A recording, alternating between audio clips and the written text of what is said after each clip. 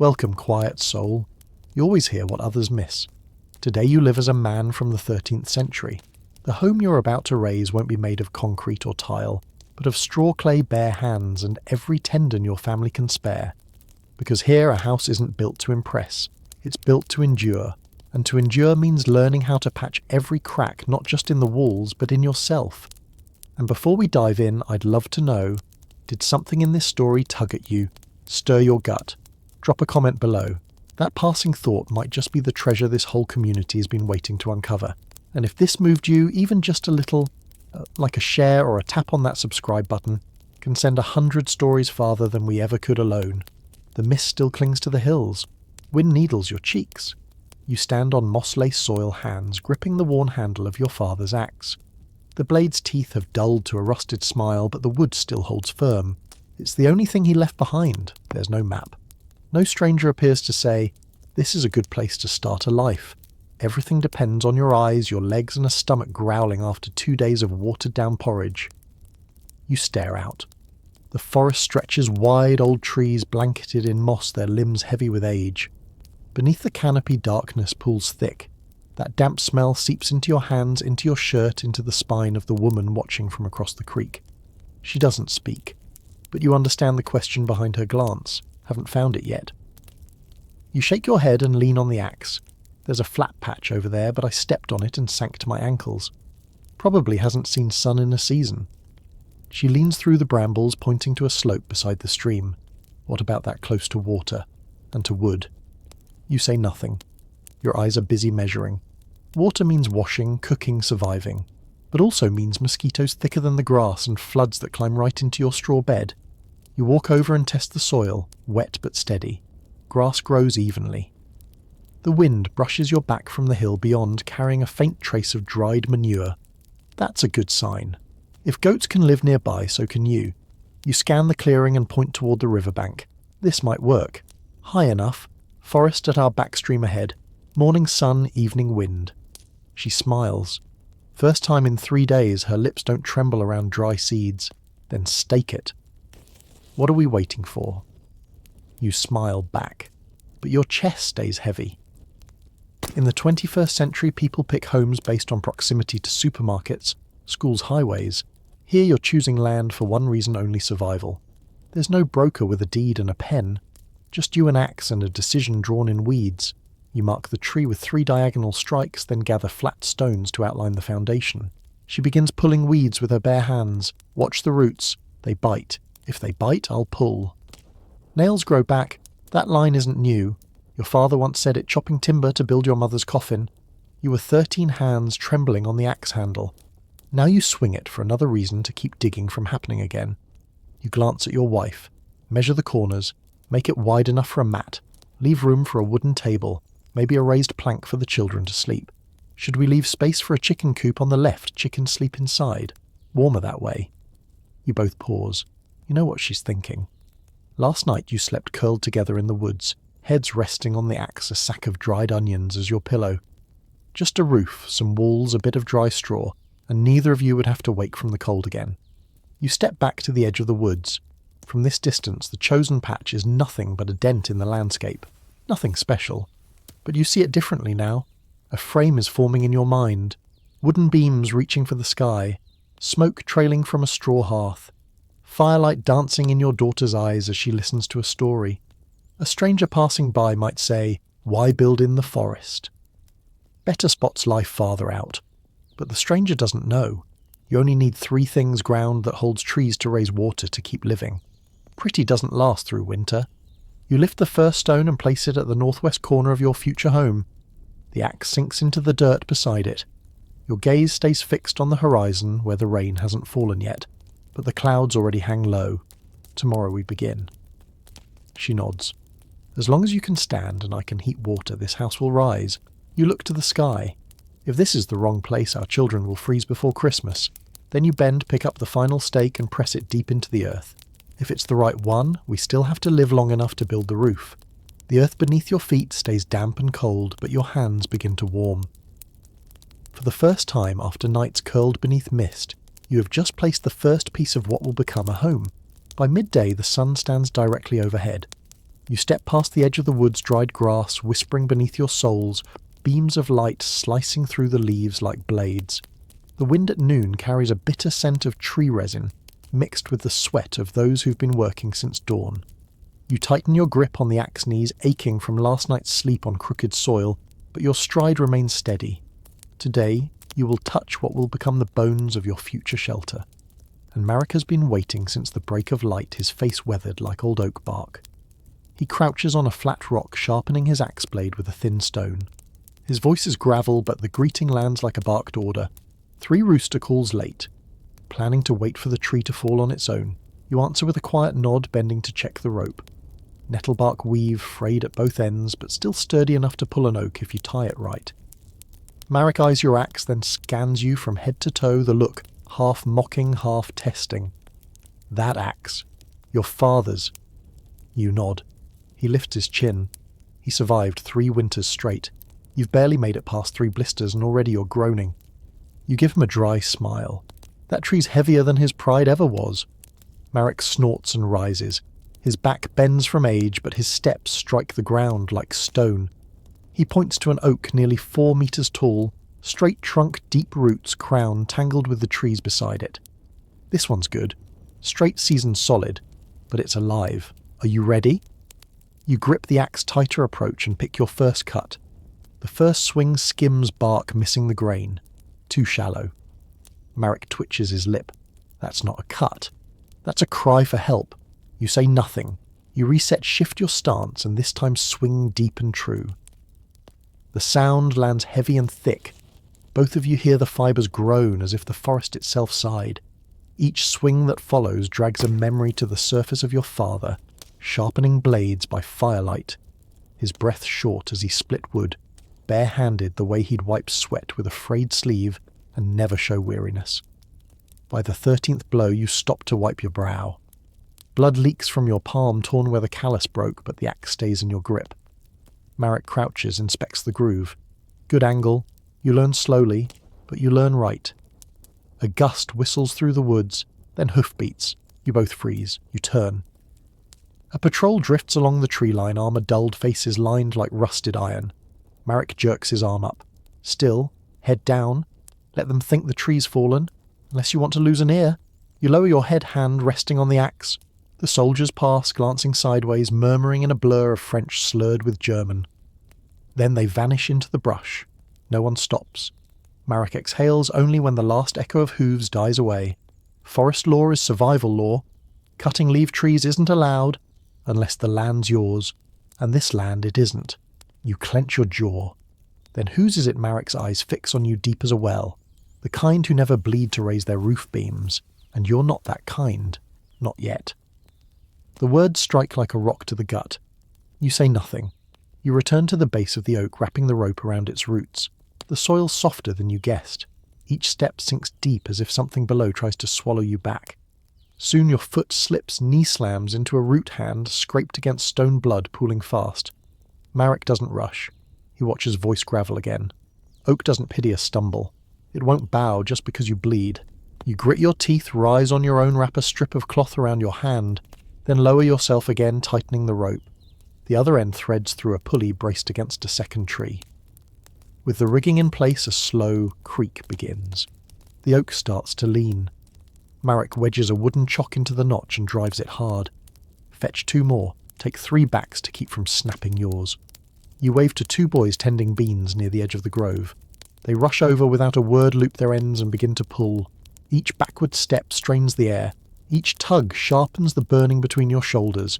The trunk crashes after 3 groaning echoes. Leaves whip upward, dust blinds your eyes. Marek lays a hand on the fallen oak as if giving last rites. 1 down, 2 more.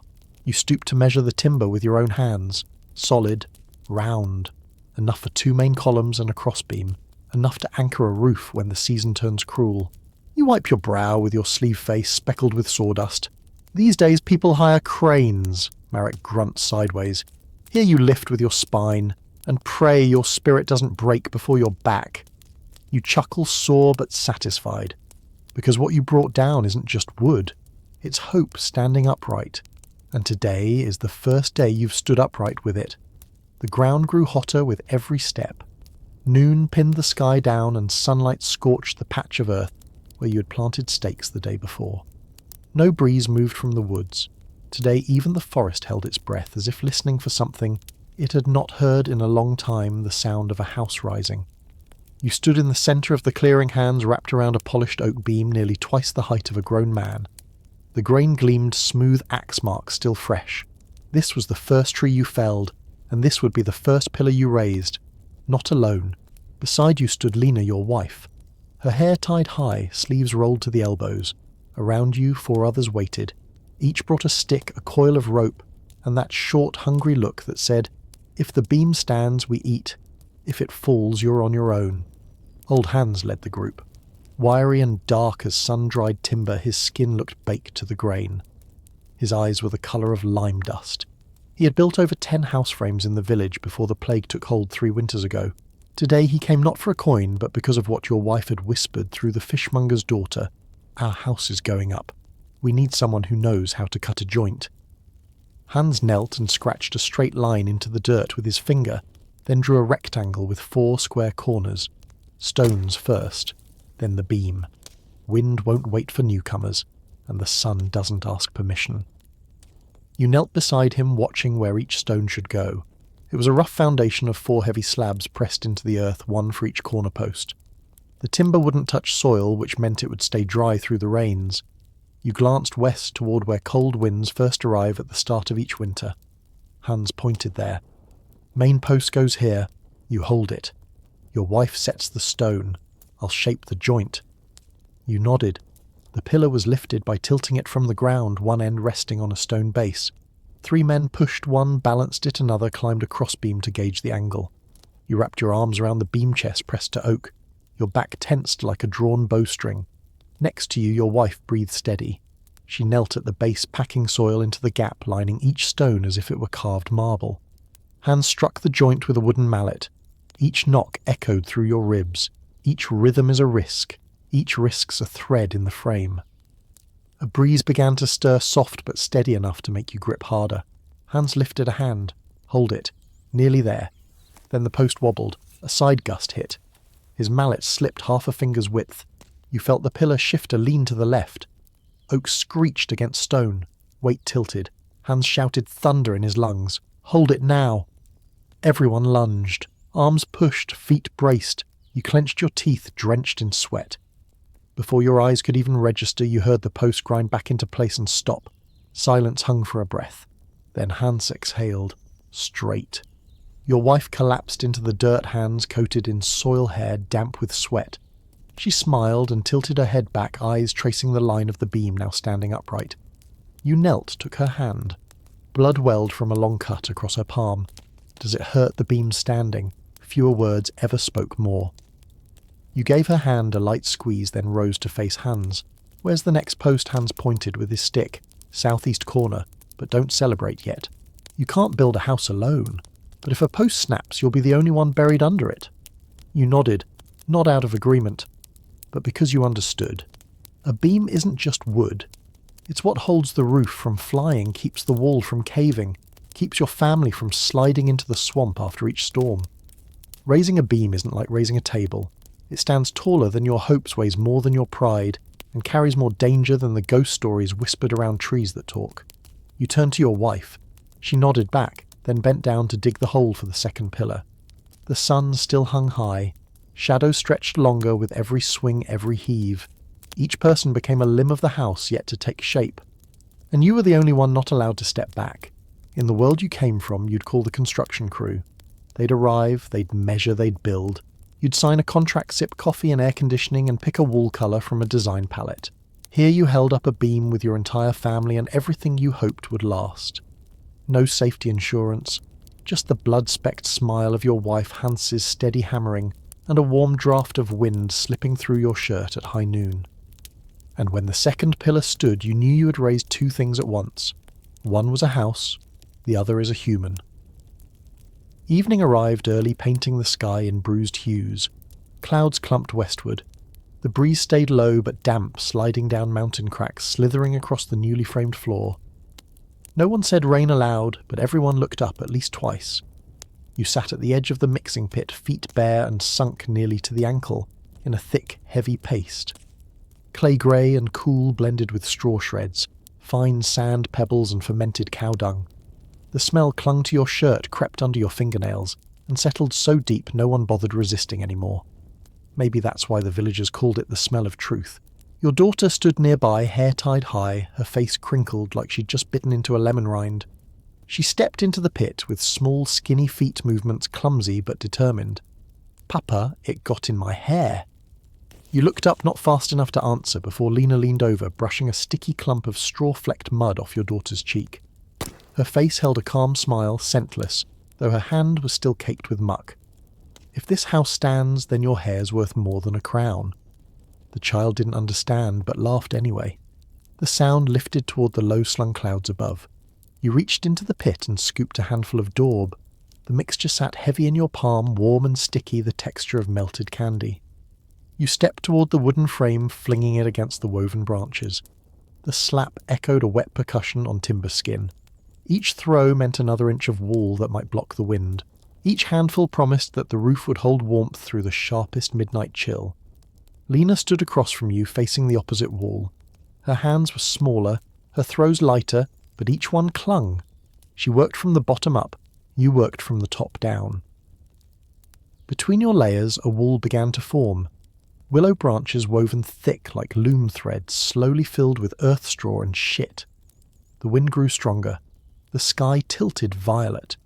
You wiped sweat from your forehead, just as the first raindrop landed on the bridge of your nose. A fresh layer of daub slid off. You huffed, smearing it back with your bare palm. The cold slipped into your skin, but your hands didn't stop. Your eyes stayed fixed on the gaps between every timber rib.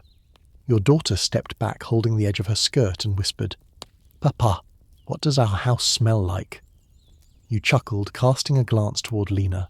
She was crouched, carefully pressing a bit of daub into the corner joint her face, as focused as if she were setting a gemstone. The smell of surviving. You turned to your daughter.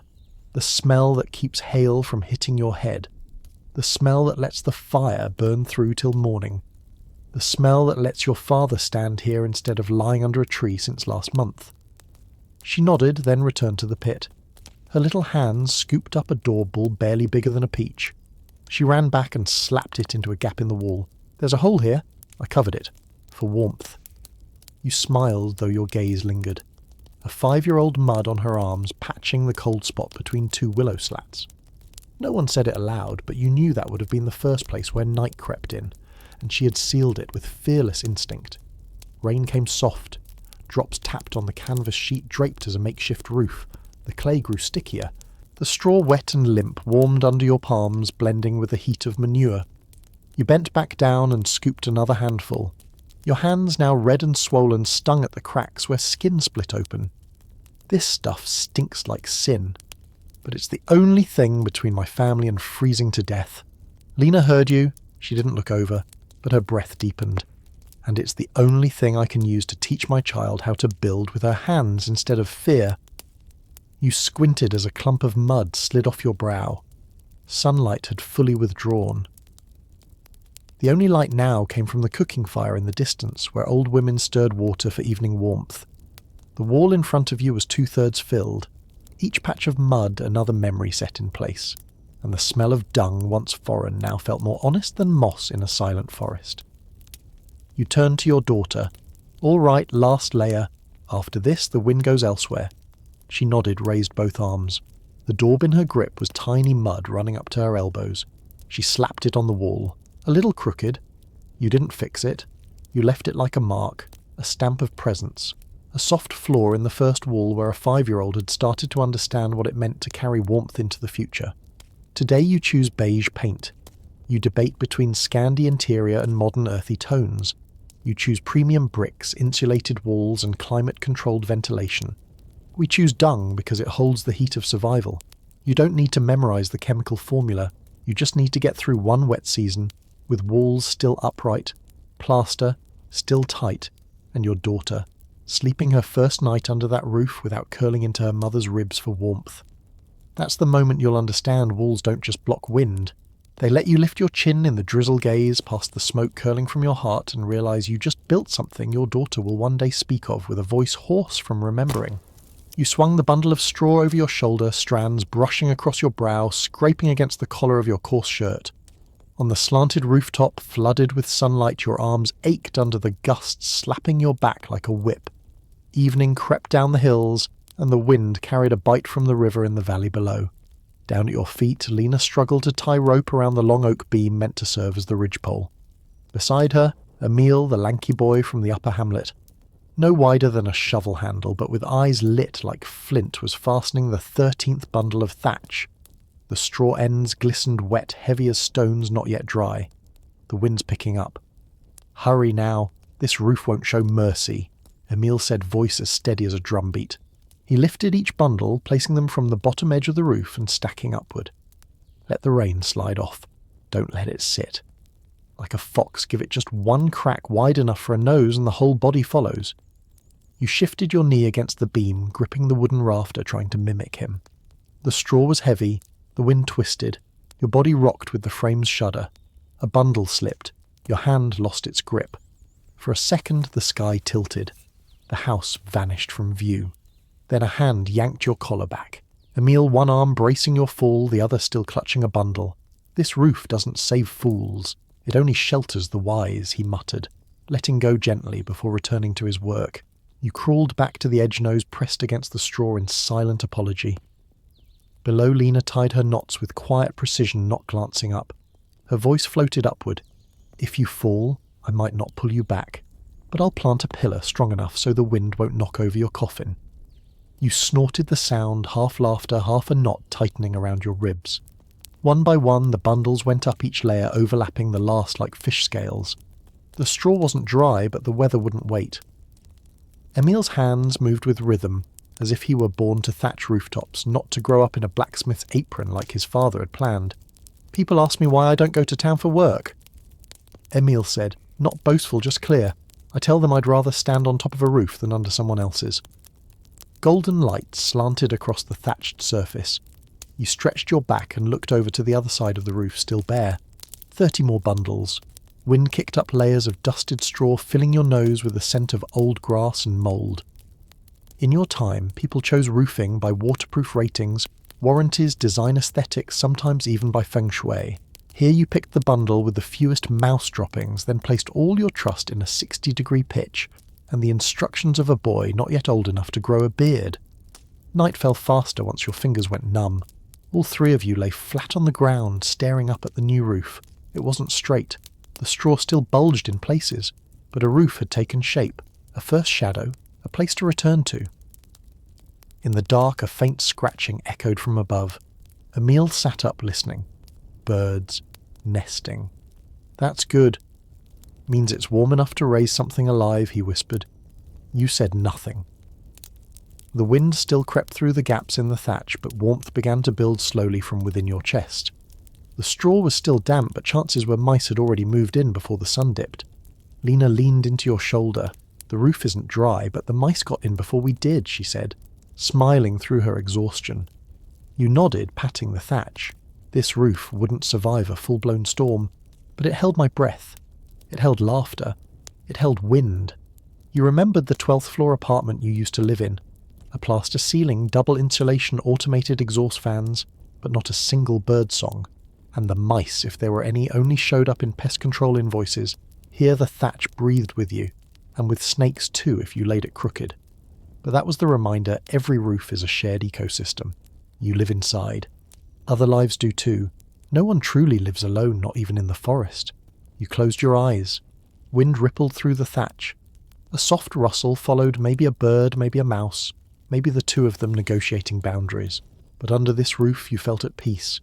Because one thing was certain, you had built it with your own spine, your own torn palms, and the gaze of Lena in the evening light still clinging to wet straw. And for the first time after all the bruises from poles, axes, nails, and mud, you heard the sound of a roof. Not words, but agreement. Between the living and the shelter, between breath and refuge. Snow hadn't yet fallen thick, but the wind had already pushed frost between your toes. You pulled the canvas door flap shut, tightening the rope to trap warmth inside. The 15-square-metre room tiny sealed was now your fortress against the season ahead. In the centre, fire flickered low. Not bright enough to read by not hot enough to sleep soundly. But a fire meant hope. Your mother sat beside it, back hunched slightly, hands resting on her knees, eyes half closed like she could hear the firewood telling old tales. The goat laid its chin on her leg, sleeping still as if it understood this season's survival meant sharing warmth. Put the chicken next to the little one, your mother murmured, as naturally as if saying the sun rises east, something not up for debate. Lena was tucking straw around the smallest child, his cheek still flushed from a lingering fever. You touched his forehead, then looked away. The straw in the corner had aged dry rough, like the back of your hands after months of building.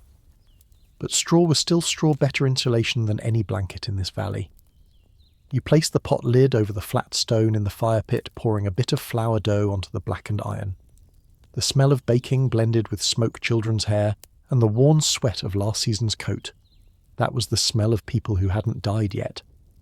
Your daughter glanced up at the roof, then turned to you, her voice soft, fading into sleep. "Papa, will it snow again tomorrow?" You looked at the door. Fine white grains floated sideways through the flap like quiet dust. "Tomorrow," you paused, smoothing her hair. "Tomorrow we'll bake again, and you'll wake up before the birds sing." Lena smiled, not asking anything further. You didn't meet her eyes. Some nights silence is the only way to keep a promise you're still not sure you can keep. The small house held every breath. 6 people, 2 chickens, 1 goat. The space wasn't large, but no one lacked a place to lean. Every cough was a signal. Every reflex to wrap straw tighter around bare ankles was an instinct. Every breath was a test. If it held warmth, it meant life still lingered. The bread was halfway done. You took it from the stone, broke it into 7 pieces. 6 for the people. 1 piece went to your mother. The smallest slice you saved for your son curled around a pillow half asleep. The rest rested in Lena's palm. Yours. You brought it to your nose, took in the scent of singed crust, then laid it beside the hen nestled at your daughter's feet. Lena looked at you, saying nothing. Your mother nodded faintly. The old often understand. You leaned back onto the straw spine against the damp timber wall. The straw rustled in your ear. Mice scurried along the roof line. Birds flapped once, then settled. Inside this tight space the world kept moving. A draft whistled through the seams. A fevered child breathed heavily. A chicken pecked at straw, and somewhere your own heart beat. You closed your eyes not to sleep but to feel. The roof was in place. The people were here. Winter hadn't left, but you sat in its lap and still kept everything that mattered. Lena touched your hand. "I counted," she whispered. 2 chickens, 1 goat, 6 people and a loaf that split clean into 7. Your voice was low solid. A loaf that divides into 7 isn't a miracle. But 7 people sharing 1 loaf without hunger, that is. She smiled gently, pulling more straw over your daughter's neck. Your mother coughed softly. Your son shifted. Your daughter curled her legs into her belly. Under the thatched roof no one lay still, but everyone rested. Snow still danced outside. It didn't need to fall hard, just enough to whiten the path back to the forest. And you knew you would return tomorrow, for more wood, more water, more food. But tonight, just tonight, the world shrank to 15 square meters. It could stop for a while. In that space people still lived, still loved, still waited for a day warm enough to open the door. By morning the thatch shimmered with thousands of cold sweat beads. Inside the little house where you could only stand tall at its centre, you crouched near the fire hands wrapped around a wet log. Your face was soaked more from smoke than dew. Threads of grey smoke clung to the beams, tangled like the thoughts of someone grown trying to work through a frozen dawn. The flame flickered. Your child coughed so hard his face turned red. "I'll fetch some dried moss," your mother said, wrapping her shawl tighter around her neck, shuffling toward the corner. You nodded slightly, sprinkling a pinch of white ash onto the dying coals. The ash crackled as it touched the heat, like tiny footsteps pressing into snow. The flame stirred faintly but still stubbornly. You cracked the door not to welcome anyone, but to invite the smoke out. A cold gust swept through the room, brushing past every body huddled in straw. The scent of smoke-damp hair, scorched moss, and a stale trace of mouldy timber blended into something thick and wild, as if the room had become the lungs of a caged forest animal. Your daughter rubbed her eyes, sat up, coughing, voice raspy. My eyes sting. You turn to her, rubbing her back gently while pouring warm water into your hand. If your eyes sting, that means you're alive. When you stop feeling, that's when I worry. Your mother knelt beside you, hands trembling as she lifted a glowing ember, placing it carefully into a small nest of straw. The flicker it gave off was the same soft glow as memory, dim but durable. When I was young, she said slowly, I once built a fire with a coal no bigger than a fingernail. That fire never roared. But it never died either. Now the smoke outweighs the flame, but as long as there's smoke, there's life. You looked up at the roof's peak. A single round hole carved with a knife served as the only exit for the smoke. It clung to the thatch, circled the beams, hesitant like a cat unsure of the cold. Outside, the sky stayed heavy, not raining, but damp, as if the air itself sweated from the cold. You returned to the fire, stacked 2 brittle sticks you'd found the day before. Your coarse hands fanned the embers with a torn hat, each stroke steady and deliberate as if reviving a heart that had almost stopped. Lena stepped from behind the straw curtain, wet hair clinging to her neck. Today was supposed to be hair washing day, she said, half smiling. But with this fire, I'll have to wait till morning to dry it. You laid a hand on her shoulder, feeling the warmth barely rising through her chilled skin. If there's still smoke in the morning, then at least we'll still have a morning.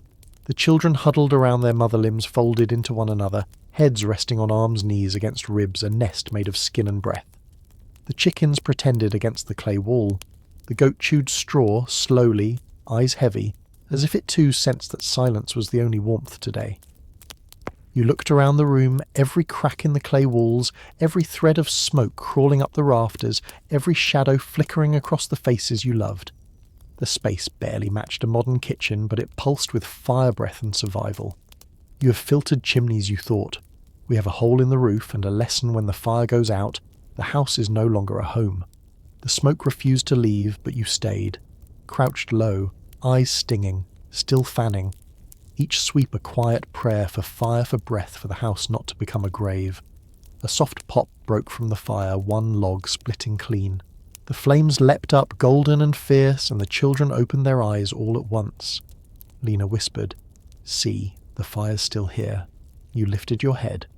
Your eyes burned so badly you couldn't tell if it was smoke or tears. But you knew one thing for certain: as long as there was smoke, there was still a roof. And where there's a roof, someone survives. You fanned once more, not for the fire this time, but for everything that still sat beside it. And that is something the modern world may never smell again in kitchens without smoke, because when they turn off their stove, they simply end a meal. But when we lose our fire, we lose our hope. March arrived like a sudden shove between the shoulders, not because of warmth, but because the tin roof over the western shed had collapsed at one corner. Since morning, you'd been standing in front of a wall, cracked like an eggshell flicked by someone's finger. A chunk of daub dropped into the mud, leaving a dent as deep as a sigh in the season of rebuilding. Your eldest son stepped forward, his eyes a mix of curiosity and hesitation. The child now reached nearly your shoulder, though his arms still couldn't lift a full bucket of mixed earth. "Papa," he asked while you dropped clumps of clay into the wooden trough, "why does our house keep cracking?" You paused. The sun struck the fracture, its light sliding into the gap like water into the mouth of a dried fish. You answered without turning round, because the wind hasn't stopped, and as long as the wind blows, the house still learns how to stand. He said nothing more, just crouched down beside you and helped mix the new batch. His hands were clumsy, more mud flew into the air than stuck to the stirring stick. But you didn't correct him. Everyone's first time looked like that, even yours, when you first built this home. You remembered same wall, same corner 6 years ago. You had smeared the first layer of daub with your hands, spring water, stove ash, cow dung and patience. Each gust of wind, each hard rain washed it down like tears. Every season you patch it again. This would be the 17th time. You scratched a small mark onto the beam of your own kind of diary written with bare hands. Lena came around from the back, hair tied high, carrying a bowl of white lime. She spoke simply, "Is the mix ready?" You nodded. She began applying the outer layer over the patched wall. Her strokes were steady, the coating smooth and thick, sealing like a scar that just closed. This time the leaks were worse than last. She observed eyes fixed on the wall. Because the winds lasted longer this year, you replied, still shaping the clay. Your son looked between the two of you, then back to the patched wall. He said aloud, partly questioning, partly thinking, "So our house, it's never really finished, is it?" You laughed, not a light laugh, but something deeper from the chest, like a man being asked why he still breathes each day. You don't live in a house, son. You live in something your parents never stopped rebuilding. He furrowed his brow. You rested a hand on his shoulder. And that's why you get to grow up, because your parents stayed patching it piece by piece from the inside out. Your back arched. Your shoulders throbbed. But your hands didn't stop, because you understood if water leaked through the crack tonight, the grain would mould. And if the grain spoiled, what would the family eat next season? You had no insurance policy, no waterproofing crew, no calendar app sending quarterly alerts. You had only your hands, a small knife, and the perseverance of people who live between earth and sky. You glanced at your son. He was scooping soil with a child's spade, working as if this were routine, as if every home resealed its walls each year, and mixing daub was just another after-school subject. You schedule roof inspections once a year. You thought, smoothing the last patch. Here we patch the wall like we patch our lives with our hands. As the sky slanted toward evening, the final section of wall was sealed. The three of you sat back on the dirt floor, gazing at the repair like a wound just scabbed. Lena wiped sweat from her brow, then turned to your son. You did it, she said. He blushed. Not from the sun, but because for the first time his hands had helped hold up a home. You exhaled, fingertips pressed against the damp lime, soft, cold, full of life. You knew well months from now the rain would return, the wind would slam this wall again. But you also knew by then the boy would be taller, his hands steadier, and next time the patch would hold just a little longer. And one day perhaps he'd be the one teaching his own child how to mix daub and how to answer the question, why does our house keep cracking? Because a house is never finished. But people can learn how not to fall apart. And here, where every crack is filled by hand, love isn't painted onto the walls, it's pressed deep into every layer of earth.